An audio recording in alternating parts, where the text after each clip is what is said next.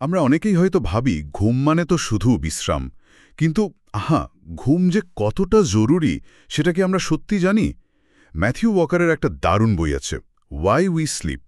আজকে আমরা ওই বইটা নিয়েই একটু গভীরে যাব। হ্যাঁ, বইটা কিন্তু অসাধারণ, মানে চোখে আঙুল দিয়ে দেখিয়ে দেয় যে আমাদের এই যে আধুনিক জীবনযাত্রা, সারাক্ষণের দৌড়ঝাঁপ, এটা কিভাবে আমাদের ঘুমকে নষ্ট করছে। আমরা আজকে বইটার মূল কথাগুলো নিয়ে আলোচনা করব। ঘুম জিনিসটা কি, কম ঘুমালে কি কি সমস্যা হতে পারে, আর ভালো ঘুমের উপায়গুলো কি কি। একদম। আমাদের আজকের আলোচনার লক্ষ্য হল ঘুমের গুরুত্বটা ঠিকমতো বোঝা আর ওয়াকারের গবেষণা থেকে এমন কিছু টিপস নেওয়া যা আমরা রোজকার জীবনে কাজে লাগাতে পারি। তাহলে শুরু করা যাক।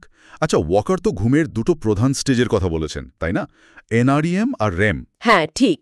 এনআরএম মানে নন র্যাপিড আই মুভমেন্ট, মানে গভীর ঘুমটা আর কি। আর র্যাম হলো র্যাপিড আই মুভমেন্ট, মানে যে সময়টা আমরা স্বপ্ন দেখি। দুটোই কিন্তু ভীষণ দরকারি। ওয়াকার এনআরএম ঘুমকে একটা দারুণ নাম দিয়েছেন, মস্তিষ্কের ডিশওয়াশার। মস্তিষ্কের ডিশওয়াশার, ইন্টারেস্টিং তো। মানে ব্যাপারটা কি আসলে? ব্যাপারটা হলো সারাদিন ধরে আমাদের ব্রেনে কিছু বর্জ্য পদার্থ জমে, যেমন ধরুন বিটা অ্যামাইলয়েড।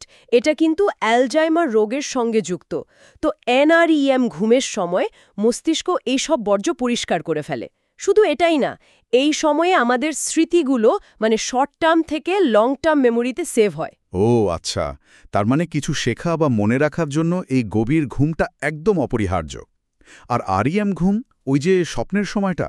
আরইএম ঘুমটা আবার আমাদের ইমোশনাল হেলথের জন্য খুব জরুরি। আমাদের মানসিক আবেগ নিয়ন্ত্রণ করতে, ক্রিয়েটিভিটি বাড়াতে, এমনকি প্রবলেম সলভিংয়েও এটা হেল্প করে। বলা যেতে পারে এটা আমাদের স্মৃতি থেকে অতিরিক্ত যে আবেগের চাপ, সেটা কমিয়ে মনটাকে একটু হালকা করে দেয় আর কি। বুঝলাম। কিন্তু যদি এই জরুরি ঘুমটাই ঠিকমতো না হয়, মানে একদিন কম ঘুমালেই তো কেমন যেন লাগে, মনোযোগ থাকে না, খিটখিটে লাগে। একদম। আর ওয়াকার যা বলছেন, বিষয়টা তার থেকেও অনেক বেশি সিরিয়াস। একদিনের ঘুমের অভাবও আমাদের ডিসিশন মেকিং, শেখার ক্ষমতা এগুলো কমিয়ে দেয়। কিন্তু যদি কেউ রোজই কম ঘুমায়, ধরুন রাতে ৬-৭ ঘন্টারও কম, তখন কিন্তু ব্যাপারটা সত্যিই চিন্তার। কতটা চিন্তার? কি হতে পারে এর ফলে? দেখুন, দীর্ঘদিন ধরে যদি ঘুম কম হয়, তাহলে অ্যালজাইমার্স, ক্যান্সার, হার্টের রোগ, স্ট্রোক, টাইপ 2 ডায়াবেটিসের মতো সাংঘাতিক সব রোগের ঝুঁকি অনেক বেড়ে যায়। আমাদের ইমিউন সিস্টেম, রোগ প্রতিরোধ ক্ষমতা, সেটাও একদম কমে যায়। এমনকি টিকার কার্যকারিতাও নাকি কমে যেতে পারে কম ঘুমের জন্য। আর মানসিক স্বাস্থ্যের ওপর প্রভাব তো আছেই। অ্যাংজাইটি, ডিপ্রেশন এগুলো বাড়ে। বাপরে, শুনেই তো ভয় লাগছে। অথচ আমরা নিজেরাই এভরিডে ঘুমের পথে কত রকম বাধা তৈরি করি। যেমন এই যে রাত জেগে ফোন বা ল্যাপটপ নিয়ে বসে থাকা। ঠিক ধরেছেন। এই স্ক্রিন থেকে যে নীল আলোটা বেরোয়, সেটা আমাদের শরীরে মেলাটোনিন হরমোন তৈরিতে বাধা দেয়। এই মেলাটোনিনই কিন্তু আমাদের ঘুম আসতে সাহায্য করে। ফলে ঘুম আসতে দেরি হয়, ঘুমের কোয়ালিটিও খারাপ হয়ে যায়।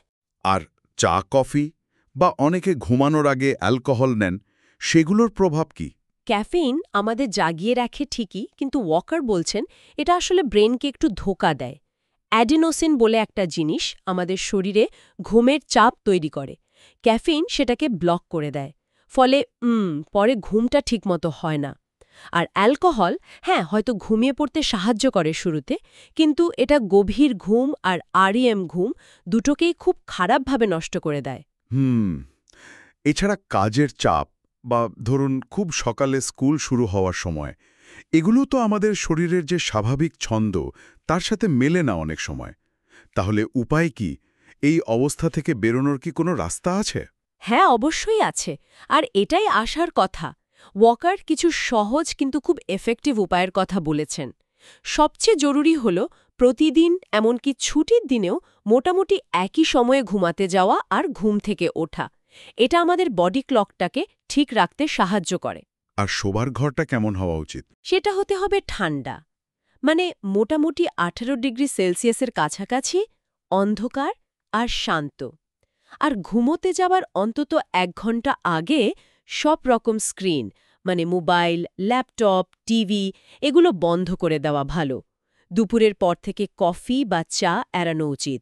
আর রাতে ঘুমানোর আগে অ্যালকোহল তো একেবারেই না। তবে হ্যাঁ, দিনের বেলা মানে দুপুরে একটা ছোট্ট পাওয়ার ন্যাপ, ধরুন 20-30 মিনিটের, সেটা নেওয়া যেতে পারে। আচ্ছা, তাহলে সব মিলিয়ে ম্যাথিউ ওয়াকারের মূল কথাটা দাঁড়াচ্ছে যে ঘুম আসলে কোনো বিলাসিতা নয়, এটা একেবারে অপরিহার্য একটা বিষয়। আমাদের স্মৃতিশক্তি, মন মেজাজ, সৃজনশীলতা, সার্বিক স্বাস্থ্য সবকিছুর ভিতটাই হলো ভালো ঘুম। মানে পারফরম্যান্স বাড়াতে চাই বা সুস্থ থাকতে চাই, ঘুমকে কোনোভাবেই অবহেলা করা যাবে না। একদম তাই। আর শেষে একটা প্রশ্ন মনে আসছে।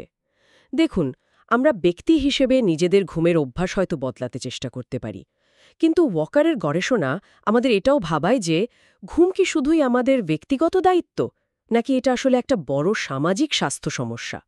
মানে স্কুলের সময়, অফিসের কাজের চাপ, আমাদের লাইফস্টাইল, এগুলোর কি কোনো পরিবর্তন দরকার? আমাদের এই যে ঘুমের অভাব, এটা কি শুধুই আমাদের দোষ, নাকি এর পেছনে সমাজ বা সিস্টেমেরও কিছু ভূমিকা আছে? এটা একটু ভাবার মতো বিষয়, তাই না?